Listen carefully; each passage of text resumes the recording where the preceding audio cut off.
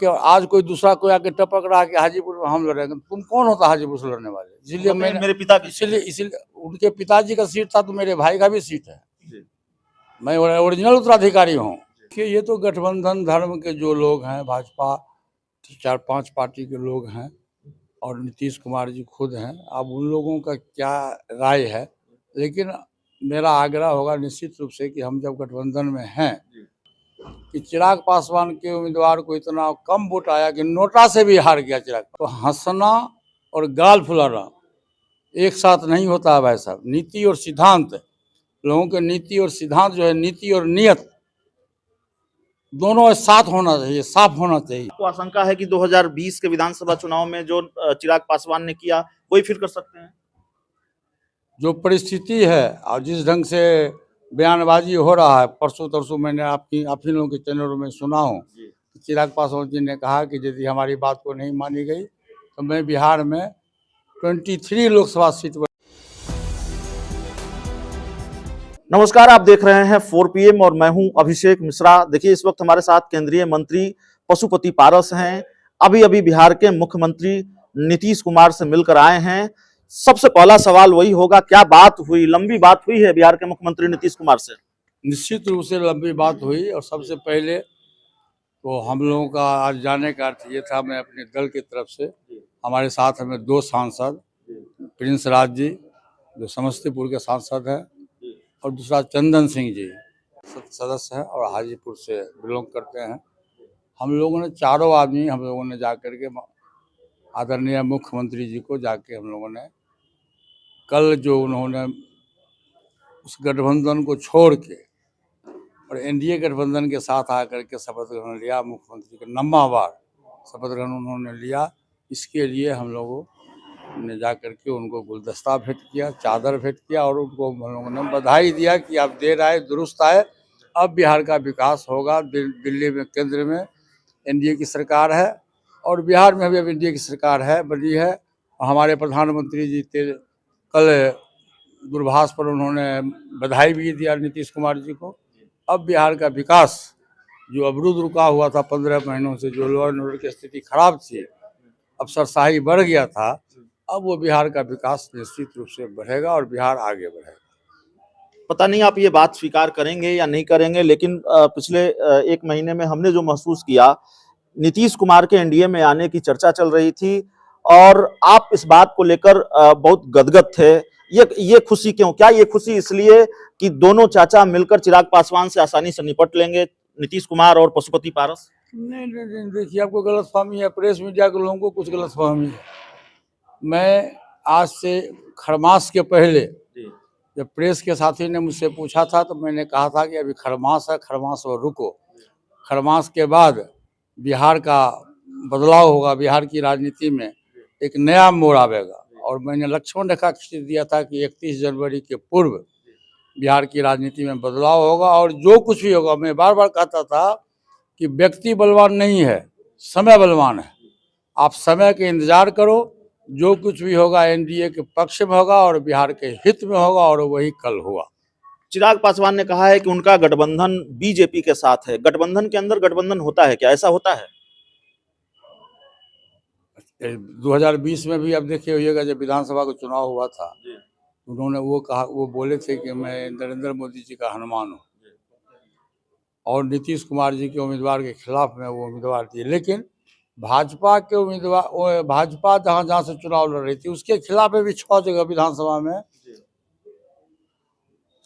उनके दल का उम्मीदवार हुआ। और जिसमें से सबसे पहली बात तो हमारे क्षेत्र के 2 विधानसभा क्षेत्र है, लालगंज और राघोपुर, जहाँ भाजपा का उम्मीदवार था, फिर भी वो अपना उम्मीदवार दिए। तीसरा दिया हसनपुर में, चौथा दिया मोतिहारी में, 5वां दिया भागलपुर में और छठा एक जगह कहीं और दिया।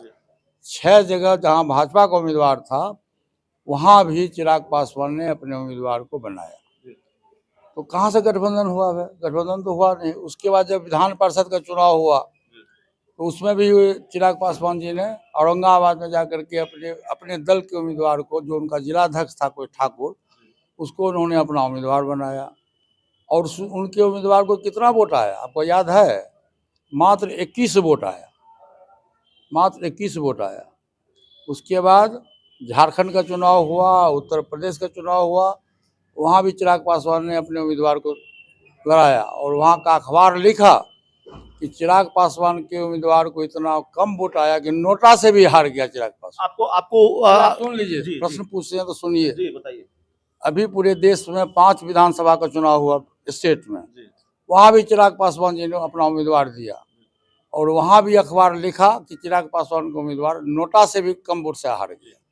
तो हंसना और गाल फुलाना एक साथ नहीं होता है भाई साहब। नीति और सिद्धांत, लोगों के नीति और सिद्धांत जो है, नीति और नियत दोनों साथ होना चाहिए, साफ होना चाहिए, तब आपका विकास होगा, आपके दल का विकास होगा, देश का विकास होगा, स्टेट का विकास होगा। आपको आशंका है कि 2020 के विधानसभा चुनाव में जो चिराग पासवान ने किया वही फिर कर सकते हैं? जो परिस्थिति है और जिस ढंग से बयानबाजी हो रहा है, परसों तरसों मैंने आप ही लोगों के चैनलों में सुना हूँ कि चिराग पासवान जी ने कहा कि यदि हमारी बात को नहीं मानी गई तो मैं बिहार में 23 लोकसभा सीट पर मैं अपना उम्मीदवार दूंगा। मैंने 17 जनता दल यू और 6 हमारे दल के उम्मीदवार के खिलाफ में अपना उम्मीदवार देंगे। लेकिन हमको अपना जो जानकारी है और जो 45 वर्ष का राजनीतिक अनुभव है, फिर मैं आज आपको भविष्यवाणी करता हूं कि चिराग पासवान जी 40 लोकसभा सीट पर अपना उम्मीदवार देंगे। एक सवाल यह भी है कि आप बार बार कहते हैं कि हुलुक बुलुक करते हैं चिराग पासवान। जो दर्शक नहीं समझते हैं उसको समझा देते हैं पहले कि हुलुक बुलुक का मतलब हुलुक बुलुक हुआ, हमारे अंगने में तुम्हारा क्या काम है। एक गाना है ना जी कि मेरे अंगने में तुम्हारा क्या काम है। चिराग पासवान जमुई के सांसद हैं, 2 टर्म से वहाँ के सांसद हैं। जब पासवान जी जीवित थे तो मुझको याद है, मैं उस मीटिंग में मैं भी था। पासवान जी गए थे जमुई में तो उन्होंने कहा कि देखो मैं अपने बेटा को आप लोगों को सुपुर्द करने आया हूँ और जब तक राजनीतिक जीवन में ये रहेगा तब तक आपकी सेवा करते रहे। जमुई की जनता ने इनको 2 बार पासवान जी पर विश्वास करके और माननीय प्रधानमंत्री जी पर विश्वास करके उनको जिता के लोकसभा का मेंबर बनाया। आज कौन सी परिस्थिति आई, पहले चिराग पासवान देश को क्लियर करे, बिहार को क्लियर करे कि वो आदमी क्यों समस्तीपुर छोड़ के जमुई छोड़ के बाहर जाना चाहता है। ये पूछिए आप लोग प्रेस मीडिया के साथी कि जमुई छोड़ के तुम क्यों बाहर जाना चाहते हो। और जहाँ तक हाजीपुर का सवाल है, जो प्रश्न आप हमसे पूछिएगा मैं पहले जवाब दे देता हूँ कि हाजीपुर में 77 से लेके 2019 तक हमारे बड़े भाई साहब रामविलास पासवान जी वहाँ के सांसद रहे, मंत्री रहे, हाजीपुर का विकास किए, 2 बार गिनीज बुक में नाम अपना दर्ज कराए और हाजीपुर की जनता ने पासवान जी के परिवार को विश्व के स्तर पर हम लोगों का नाम आया और उसका बदला पासवान जी ने भी हाजीपुर की जनता को दिया। जब जब मौका मिला हाजीपुर के विकास करने में कहीं कोई उन्होंने कमी नहीं किया, कहीं कोताही नहीं किया। जब लोकसभा का चुनाव हुआ, जब 2019 में आया तो उन्होंने मुझको बुला के कहा कि पारस देखो, हाजीपुर हमारी माँ है और तुम हमारा छोटा भाई हो, तुम हाजीपुर के लोगों को जानते हो, 77 से तुम ही देखे हो, काम करते हो, तुम हाजीपुर से चुनाव लड़ो। मैं इस समय में बिहार सरकार में मंत्री था, पशुपालन मंत्री था। मैं नहीं चाहता था कि मैं चुनाव लड़ूँ, लेकिन वो हमारे पीठ पर हाथ दिए कि देखो तुम्हारा छोटा भाई है, आज तक तुम मेरे बात को नहीं काटे हो, तुम हाजीपुर से चुनाव लड़ो। उन्होंने मुझको आशीर्वाद दिया, अपना उत्तराधिकारी बनाया, मैं हाजीपुर से चुनाव लड़ा। हाजीपुर की जनता का आशीर्वाद और मैं चुनाव जीत भी गया और प्रधानमंत्री जी ने मुझ पर इतना विश्वास उनका हुआ कि मुझको भारत सरकार का कैबिनेट मिनिस्टर फर्स्ट टर्म जीतने वाले को बनाया।